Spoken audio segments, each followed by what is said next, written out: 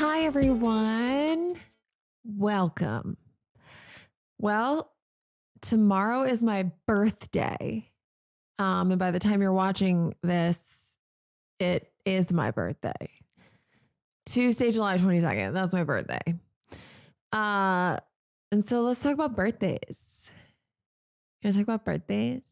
I got to say, I'm not really a birthday person, and I feel guilty for not being a birthday person. Like, I should appreciate my birthday, or I should want to celebrate it more than I do. And I'm like, what is wrong with me? Why don't I care? And I really don't think it's the fact that like I'm aging in Los Angeles. Like, I don't think that's why I hate my birthday. And I don't even think it's that I'm like scared of death, though I am scared of death. Um, that's not why, because I would say ever since I was a late teen, early 20s, I've been kind of indifferent. It's not that I don't like my birthday. I know people that hate their birthdays. They dread the day. I'm not one of those, but I'm also not a birthday week person, because there's birthday week people. And no shade to the birthday week people. I kind of love that. I love the audacity. I love that you're like, no, you will celebrate my birthday, the day I came out of my mom's vagina, for 7 days straight. We're going to go where I want to go to eat. You're going to spend money on me, and we're going to celebrate me for existing for 7 days. That's cool. I admire the balls. I just am more indifferent, and I'm really like racking my brain on why and trying not to judge myself. And I honestly think maybe it's because time is relative. What does it even mean? And birthdays are a social construct. But so is everything. Cake is a social construct, and I like cake. But time is relative. And so dare I say that every day feels like my birthday a little bit.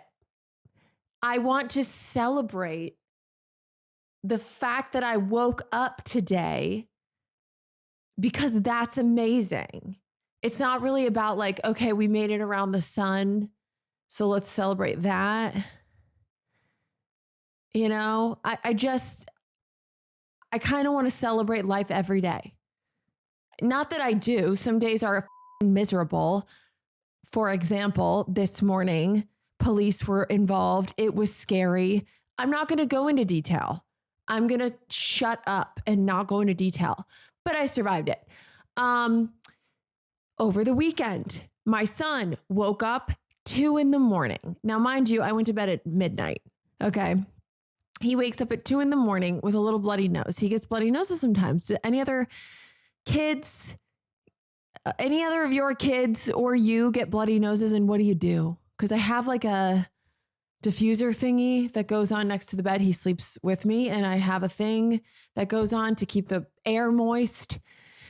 And I don't think it was on that night. I think he turned it off. Actually, he didn't want it on. But what do you do? What are your tips and tricks? Because he just occasionally gets bloody noses. Anyway, he got one, and he needed help blowing his nose at 2 a.m. He woke up and he goes, paper towel, paper towel, paper towel. So I shoot up and I get him cleaned up. And then he just never goes back to sleep. He just never goes back to sleep. So yeah, 2 a.m., clean his nose. This is my face. He's just booping my nose for hours.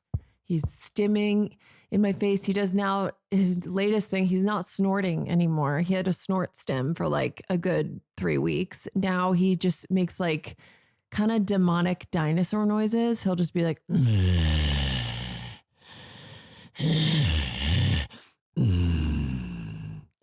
okay, so just imagine that in your face for 4 hours. Just imagine someone booping your nose and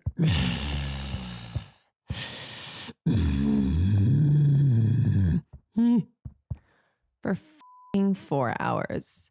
Climbing on me too. Just like climbing on my face. At one point he stood up and stomped on my face. He didn't mean to stomp on my face, but I am bruised on my eyebrow here. Okay, so that was it. And then at 5 a.m., he was like, and we're good. We're gonna start our day. I managed to like keep him in bed from 2 to 5, and then we just got out at 5 and the day started. So that was shit ass shit. I did not celebrate that day, is my point. That was Saturday night. And then Sunday, my friend came over. And honestly, that was pretty cool. Even though I was dead and barely moving and my head was spinning like crazy because I had 2 hours of sleep, my friend came over in the afternoon. Her and I are going through the same exact shit. When I tell you, it's the same exact shit. Okay? For example, we have daughters 5 days apart. They're best friends. Okay. She's got a boy who's 11 months. I have a boy who's 6 years, but whatever. We have a little boy and a little girl. She's going through divorce. She was married around the same time as me. Okay. Also got DVRO, just like me. And we have the same judge and we had the same lawyer at one point. We have very similar situations. Like it's laughable. So that was really great to have her come over and us talk about court and divorce and having 4-year-olds and being a woman in her late 30s. You guys, I'm going to be 39 tomorrow. 39. And yeah, I just like, I'm determined to care, I thought about, what do I want to do? How do I want to spend my birthday? I know I'm supposed to just do stuff for me tomorrow, so I'm going to do that. So what do I want to do? There was part of me that was like, oh, I should invite just everyone I know to my house, just everyone. And I just had this like little fantasy of just seeing like all of my friends and artists that I've worked with and just neighbors. And, Poppy was like, can I invite my friends over for your birthday to play princesses? And I was just like, should I just have a packed house and just sell? And it's just an excuse to have a party. Should I do that? I don't have parties. So I thought about it and then I started getting anxiety thinking about it. And then I was like, oh, and then who's going to plan this? And then, oh, and then I'm going to have to say hi to everyone. And then, oh, what if someone doesn't get along? And then, oh, who's going to clean up the house? And then, oh, what are we going to eat? And then, oh, what if people want to drink and do drugs and I'm sober and the party sucks ass because people want to get high and I don't. And then I was like, this is a terrible idea. This is a terrible party. It's not going to happen. So then what I just ended up going with is I booked myself a day at this little spa in Santa Monica. It's like, dude, it's literally underground and people don't really know about it. I have been going to this little spa. It's not some like 5-star, right? It's a pretty modest little spa and it's underground in Santa Monica. Okay. You have to like take this weird elevator down and it's awesome, dude. And they do these Korean salt scrubs there. And they literally just like throw you on a table. That's part of the service. They just take you and they just chuck you on the table. They just smack you around a little bit. It's an S&M club. No, I'm just kidding. No, you get naked and they put you on the table naked in a wet room. Okay. You're in a wet room, face down, ass up. That's the way we like to get scrubbed. And so then they just throw a bunch of salt on you and weird liquids. And they have this exfoliator thing on their hands and they just whoosh, whoosh, whoosh, whoosh, whoosh, whoosh. Like it hurts. Okay. You're bleeding. So basically you just lay there wet, naked, bloody. And I got to say, I love it. Call me masochistic. I love it and then they show you like they scrub your whole body, just every inch of you. And they do it twice. And then after they scrub you the first time, they take a hose and they just and they hose all the disgusting dead skin and dirt off of your body. But before they do that, they show you how disgusting you are. And they're like, look, that was on your skin. You are disgusting. And then they go back to the second scrub. So you do that. And then after they scrub your entire body so thoroughly, so painfully, but it feels so like it hurts so good type shit, Then after that, they hose you off again. Just a garden hose, just all up and down your body. They even get in your crack and everything. They don't scrub your hole, but they scrub right around your hole, which I would think, like, if you're gonna scrub, like, you think you want to really go into the hole, but I guess that's probably illegal. Anyway, they get in the crack. It depends on who you get. It's thorough, okay? They get between the toes too, all of it. All your crevices are scrubbed. Then after that, hose you down. Then they throw a bunch of hot oil all over your body. So now you just got hot oil all over your body, and they give you an awesome 30-minute massage with this hot oil. And that feels amazing. Then after you're done with your 30-minute hot oil massage, then they wash your hair because you're in a wet room. You're just wet and scrubbed and on this wet bed, but they have a towel over you and they keep the room warm so you're not cold or anything. Then they wash your hair. I don't know if it can't just be me who absolutely loves getting their hair washed. Like when you're at the hair salon and they wash your hair, and then like the really good ones like take time and like rub your scalp and you're like, oh. And I make it so awkward every time I get my hair scrubbed. I just go like, oh. Oh, I'm like the Herbalescence lady. All my millennials know what I'm talking about. But just like, oh God, yes. And you want them to know it feels good, because if you just vocalize how good it feels, then you think they'll go another 2 minutes because they can see how appreciative you are and how receptive. So that's why I'm like, But then if you go too hard, they're like, damn, I don't want her all over my table. Let me stop. So I kind of just get excited, but not too excited type shit. So they wash your hair. They really do like a nice scalp massage, just really get in there and it feels so good. Then they do like a Olaplex hair mask, which my straw hair needs it because I've bleached it so many times. But they do an Olaplex mask and they leave that on for 10 minutes. And while they do that, they scrub your face with a gentle face scrubber, put lotion all over your face, like do like kind of like a 5-10 minute mini facial where they just do a light exfoliating and then a toner and moisturizer. Then they wash with they get the garden hose back out and they spray through your hair and clean it all, do another scalp massage. And you guys, like, it's just incredible. Oh, and before you go in to do the salt scrub, they have you sit in the sauna for 10 minutes. So you're like sweating and warm. And then that you go in there and they really like everything off. And it's just so wonderful.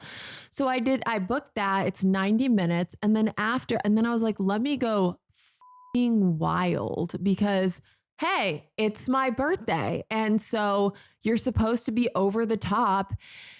And I'm not going to like wait around for my 4 and 6-year-old to do something. I'm going to get a card with my name spelled wrong. That's what I'm going to get from them. And I'm going to be happy about it. That's going to be wonderful and sweet and adorable.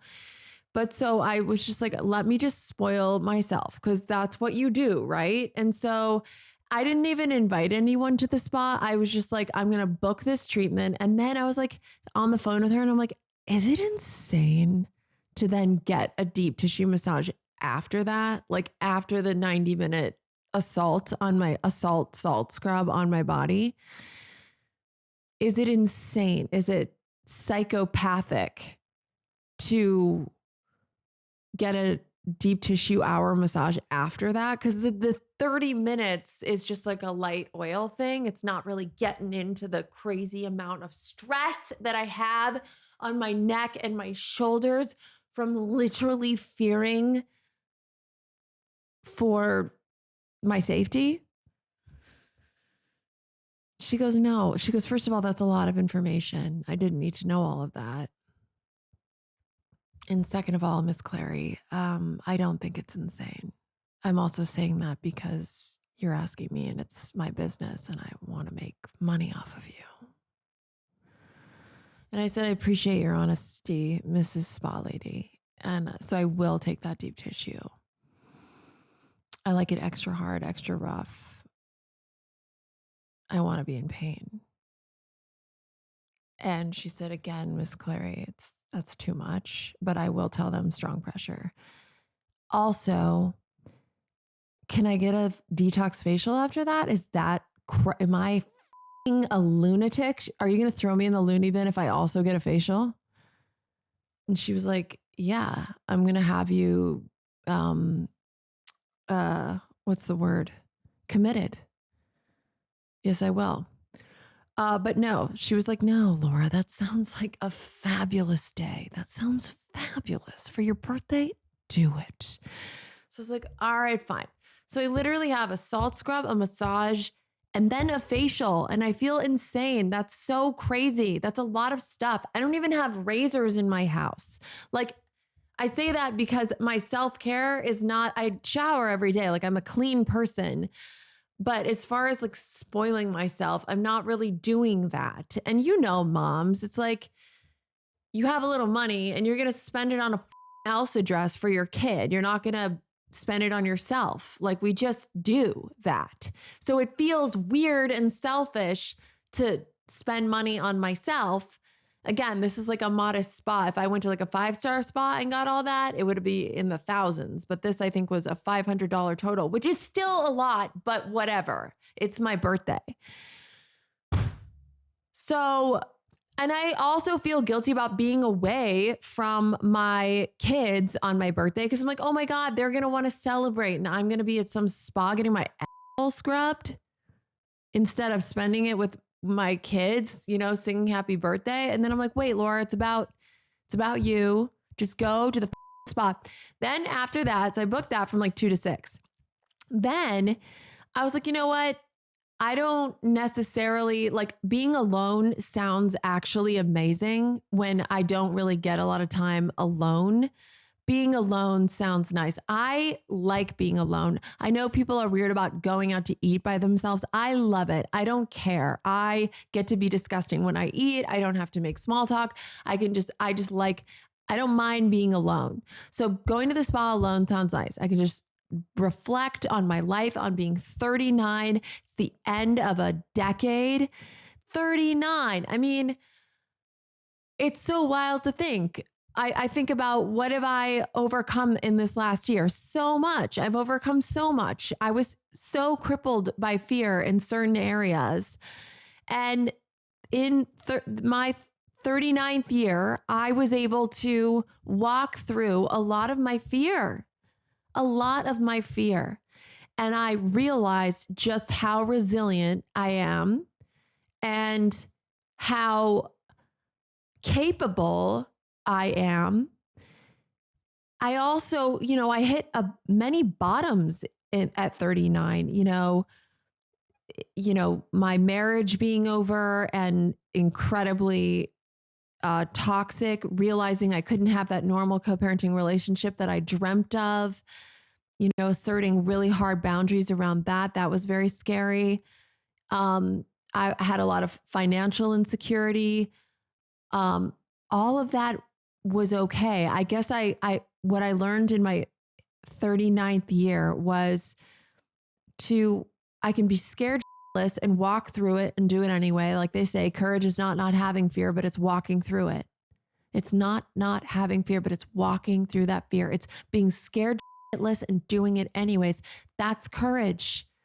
And I think I became more courageous than I've ever been in my 39th year. And I'm breaking cycles and I'm overcoming and I'm staying sober. And I'm finding joy through all of it. Like, I feel also psychotic because my life externally and publicly is such a shit show that I feel weird skipping around smiling. When I tell you I had my hearing last week for the DVRO, I was taking selfies with people outside of the courthouse, inside the courthouse. The lawyer who had the hearing before me, but in the same room with the same judge, was like a big fan of mine. She was like, "Oh my God, just FYI, the lawyer." She's like, "FYI, I've been following you since 2020. I actually DM'd you. to tell you that I thought you were doing a great job co-parenting in 2022. And I was like, yeah, we did great. But she actually did not ask for a selfie, but she was like, do you mind if I sit on your hearing? And I was like, absolutely not. It's public and you're a lawyer and you're in the same room. Cool. And she was really cool and sweet and I liked her. And honestly, I watched her hearing and she was amazing. But that, and then my lawyer and I are outside the courtroom, like on break, and people were coming up asking for pictures. They're like, good luck in there. They know the details. They know the details of my case, just random people downtown. It was a wild experience. And just quickly, the recap on that, since I'm just like ADHDing this episode, y'all, I hope you are staying with me here. But I thought, yeah, court was really interesting. You know, I felt weirdly calm, even though when I was like on the stand and being asked questions, there were certain things like, when specifically did this happen? What was the date? And it's like, bitch, I don't know what happened yesterday. Like there were certain dates I just didn't know. And I got nervous and in my head, and it took me a little bit to recall. But other than that, those little moments of like, oh, was it the 21st or was it the 17th? Other than that, like I just told the truth. I just sat up there and I told the truth. And it was very odd, like seeing him for the first time in 2 months. And it was sad and it was scary. And I just did it anyway. And unfortunately, we didn't end up having our hearing until late in the afternoon. And so it did not get resolved. We have to go back in a month. So the DVRO continues until then. Nothing's really changed. I'm kind of giving it up to the universe. Okay. The radical acceptance. It is what it is. This is it. So I'm not fighting it. I'm just doing what I know to be right. And yeah, moving forward day by day, staying where my feet are. So, okay, that was that. 39. I gotta say too, I'm really excited about my 40s. I know like I'm 39 tomorrow. I'm not 40, but like I'm excited about the next decade. Like I just know it's going to be so much fun, providing I don't die. Like I am very excited about the next decade. Like I can just see, you know, things that I want to do in the next year are write my live show that I've been dreaming about for years, where I'm making people laugh and inspiring and entertaining. I want to do that and travel with it. And just be present, be on my phone less, prioritize my health, my mental health, my kids, and my creativity, and get back to being mother funny, Laura. Like I just can't wait to get back into the light and to get back into comedy. I told you guys, my friend Charlie, I posted about it. If you follow me, I feel like you follow me if you're listening to this. I posted saying Charlie dragged me out and got me to film a bunch of sketches and a podcast. And I had so much fun with him all day. And I like right when he texted me, I started writing on my notes app all these ideas and just banging them out. And I was like, man, I'm good at this. And I love doing it. And we filmed and we laughed. And I just want to get back into the habit of filming comedy every week and making people laugh, because it's truly my only skill. And I'm not even really doing it. I'm now in this dark, scary place. And I have this, you know, very public, tumultuous divorce happening. And truthfully, I'm like, how did this happen? I mean, the latest thing, I'm not even going to say the latest thing I heard. It's insane. It's literally insane. But here we are. today. And I would say, yeah, the thing that I learned most was that, you know, to how important it is to walk through fear. And if there's something you really want to do, but you're terrified to do it, or you're acting out of fear, you know, trying to keep the peace. Don't rock the boat. Don't rock the boat. Right? It's why so many women don't leave, because we don't want to rock the boat. We know if we rock the boat, they're going to retaliate and they're going to make you pay, and they're going to threaten, and they're going to try and destroy you in any way possible. Sadly, some people do that. And so I stayed in fear for too long and tried to just keep the peace and keep everyone happy. And then when I put my foot down and said enough is enough, it did. My boat got rocked, but I did not drown. I am here to tell my story. And that feels really good. So 39, I like looked up like what the 39, what's the spiritual meaning of 39? Like what? Because I'm trying to care. I'm trying to care about my birthday. But don't you kind of like feel me with the like we should celebrate our being alive every day, you know, in some way, just even if it's like a gratitude list. Whereas like the birthday, there's so many unmet expectations. Like, it's my birthday, it has to go perfectly. It's like, you know, you hear about bridezillas, like everyone's the worst on their wedding because it's like the perfect day, everything's got to be perfect. I feel like birthdays have that same energy, that birthday-zilla energy of like, it's my birthday, it has to be right. And you're just like high strung and like, you know, and if one thing goes wrong, it's a meltdown. No, thank you. Expectations are a resentment waiting to happen. So I just expect nothing from anyone. And I just booked my masochistic salt scrub, and I'm just going to do that. Oh, and then just to finalize on that. So I booked the day in Santa Monica, and then I told my two best friends, this is what I'm doing. You can come meet me or not, but this is what I'm doing. And they were like, bitch, I'll be there. So now my two besties are going to come. They'll probably come for some of it. You know, we'll have lunch first, and then they'll meet me at the spa. We can hang out.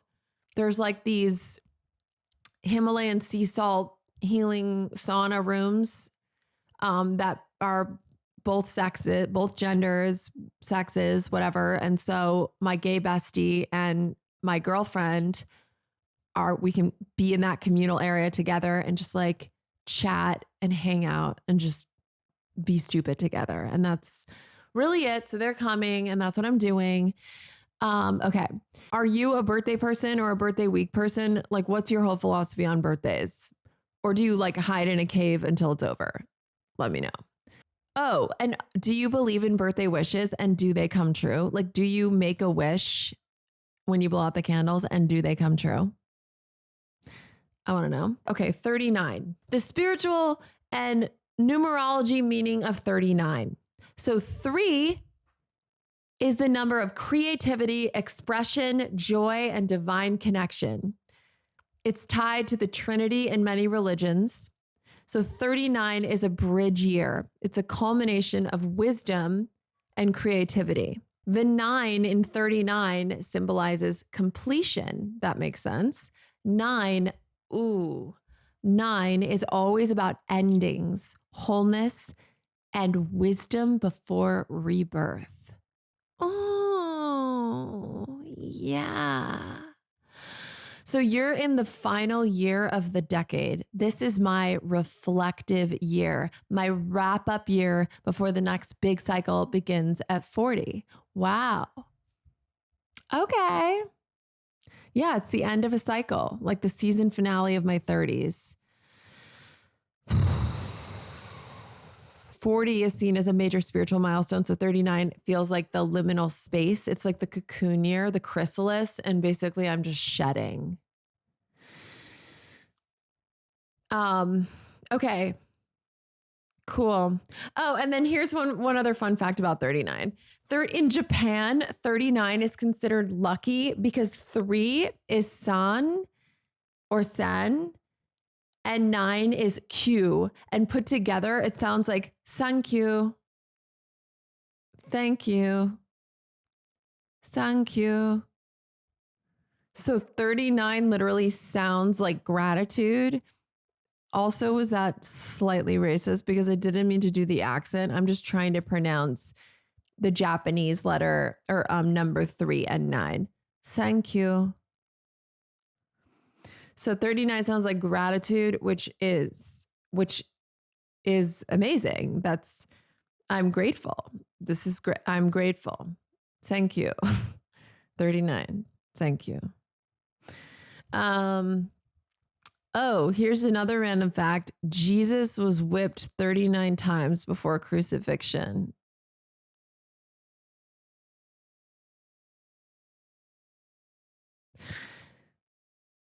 So in some ways, turning 39 means I'm just spiritually being flogged.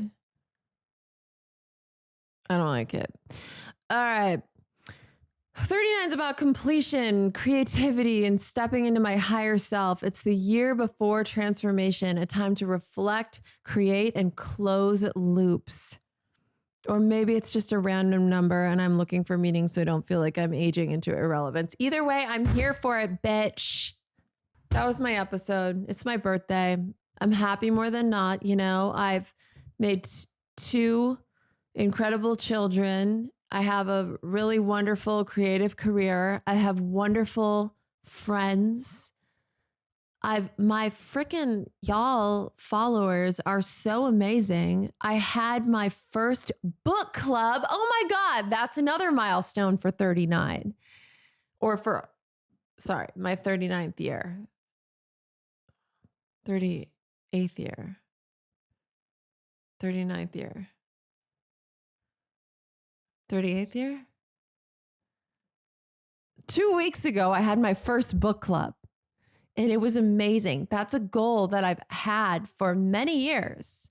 I watched my mom start a book club nearly 40 years ago. She's had one for that long. And I've felt like I want to do this and I fucking did it. And we had our first one on my Patreon. You can join my book club. Every single month, we read a new book, which is amazing because our brains are all being rotted by this thing, the smartphone, if you're listening. Okay. So we need to combat that fucking brain rot from endlessly, mindlessly doom scrolling by reading a book or listening to a book in my case. So we had our first one. And we read A Clean Mess by Tiffany Jenkins. It was so good if you haven't read it. And it was 90 minutes long and it was so great. And I got to meet so many of you and see your faces. And I guess I just feel very grateful. I feel very grateful that I got to get to know you and have a great vulnerable conversation. Y'all, we laughed and we cried and we had so much fun. And some of the women in there did not even read the book. You're bad. You're bad. Didn't even read the book. Didn't matter because we just connected and we do it every month. So speaking of, we need to vote on our next month's book. I believe it's between Dr. Ramani's It's Not You and Lisa Miller's The Awakened Brain. One is a neuroscientist talking about how incorporating some sort of spiritual practice in your life makes it so you're 80% less likely to have depression, anxiety, and like profound mental illnesses. Now she's a neuroscientist. Okay. So this is not like a religious book. It's coming from a neuroscientist standpoint. Okay. Fascinating studies around how spirituality is innate. It's within us. And if we deny ourselves whatever spiritual practice, it could be just meditating for 10 minutes a day, anything, then we're way more likely to suffer from depression, anxiety, and a host of other illnesses, apparently. Okay. interesting read, The Awakened Brain. The other one is called It's Not You by, I believe It's Not You, by Dr. Ramani, who she's the #1 leading expert on narcissistic abuse and how to heal from narcissistic abuse. And so I believe that book dives into all of that, how to heal from narcissistic abuse. Man, I could use both. I could use both. So we're going to vote on that. You can join for free just to check it out. And if you want to join the book club, you can make that decision later. But it's patreon.com/Laura Clary, patreon.com/Laura Clary.